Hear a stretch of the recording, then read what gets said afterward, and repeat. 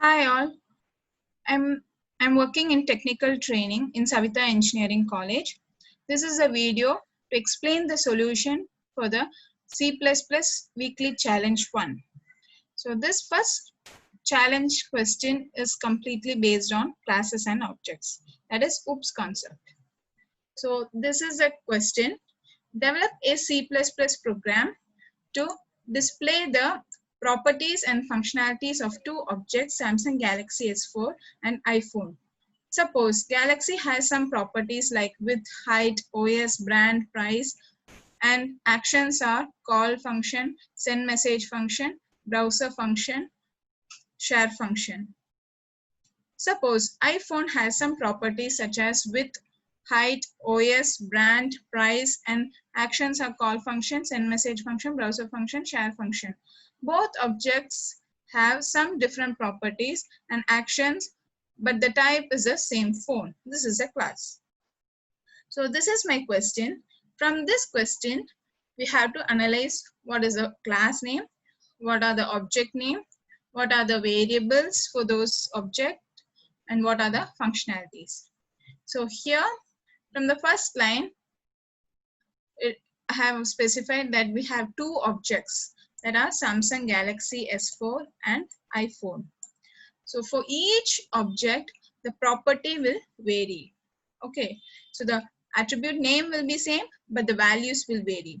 So here for each object, I have given the values for each property. So for Samsung Galaxy S4, the width size is 6.98, height size is 13.6, OS is Android OS, brand is Samsung, price is 16,000. And the actions are nothing but the functionalities. That is nothing but member function. Okay, so class function, send message function, browser function, share function. So next is iPhone object. So the data members for this iPhone is width having the value 5.86, height 12.3, OS iOS, brand Apple, price 40,000. So these are the data members of the iPhone, and the member functions are class function, send message function, browser function, share function. Okay, so these are the information for the objects. Okay, so next line is both objects have some different properties and function, but the type is same. So both the object, that is Samsung Galaxy S4 and iPhone, both belongs to phone category. Okay, so phone is my class name. So my class name is phone. Objects are Samsung Galaxy S4 and iPhone, and these are the variables, and these four are the functions.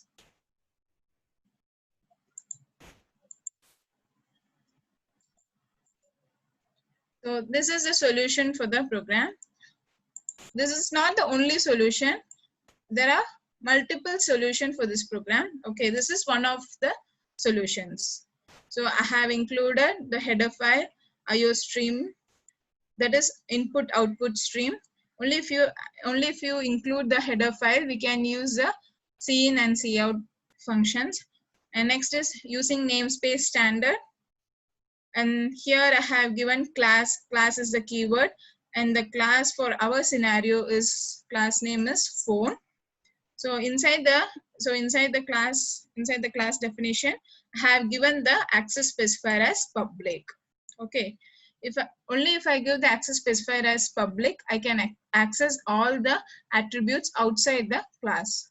If it is a private or if it is a protected, it cannot be accessed outside the class. So I have given the access specifier as public, and I have declared all the variables.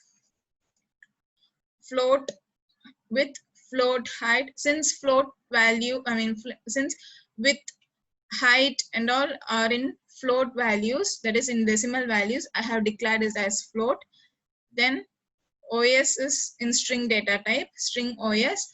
Brand is also in string data type, so string brand, int price. So I have declared all the variables, and next I have defined all four functions. Void call off.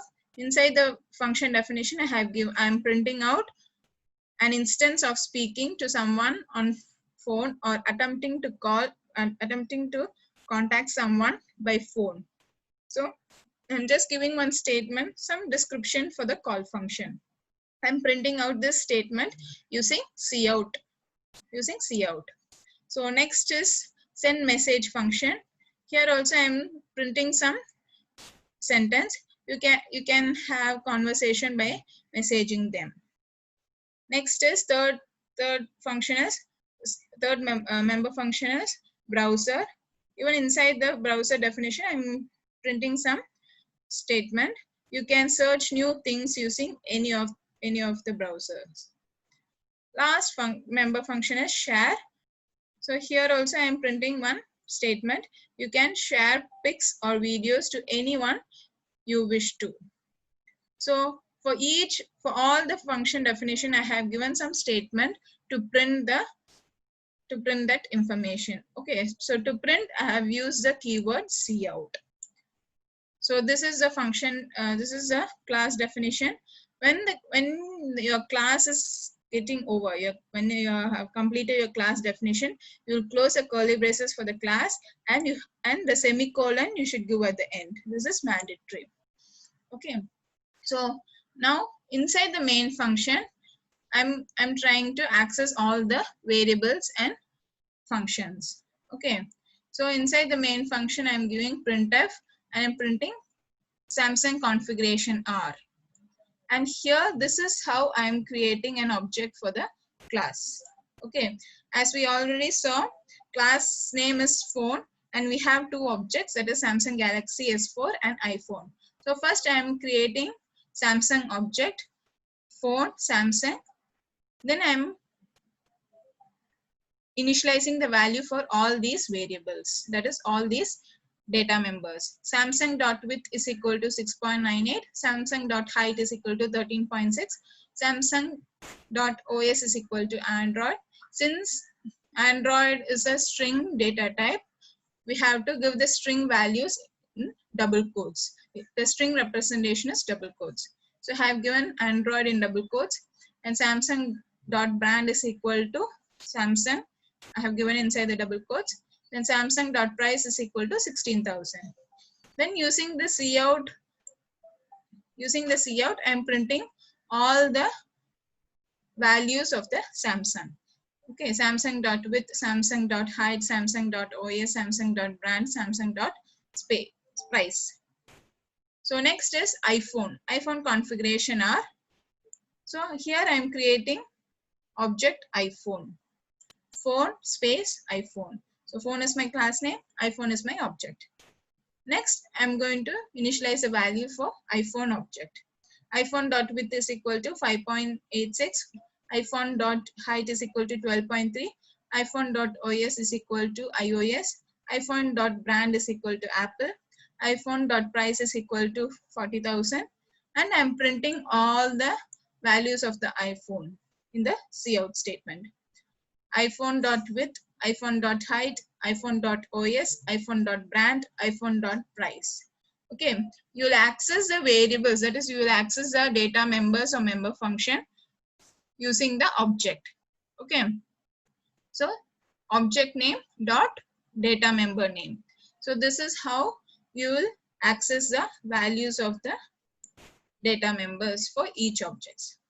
So next, to access your member function, with the object only you can access it. Okay, so here I'm giving printf functionalities of the phone are. You can either use Samsung or you can either use iPhone. It's up to you. So iPhone.calloff. So this will directly invoke this function, call function, and this particular statement will be executed. Next, iPhone.sendMessage. This will invoke the send message function, and this will be getting executed. Next, iPhone.share.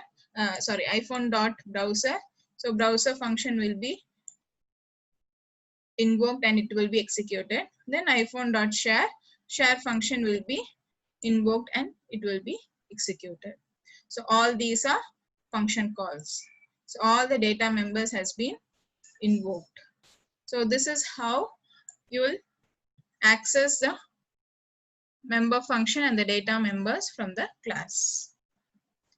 So this is a program, and you'll get the output as Samsung configuration R. You'll get all the values, all the configurations of the Samsung object. And next, iPhone configuration R. Next, all the configuration of iPhone will be displayed. Then functionality of phones are. So all the statement which we have defined inside the function is being displayed. So this is the output for this program. Yeah, thank you.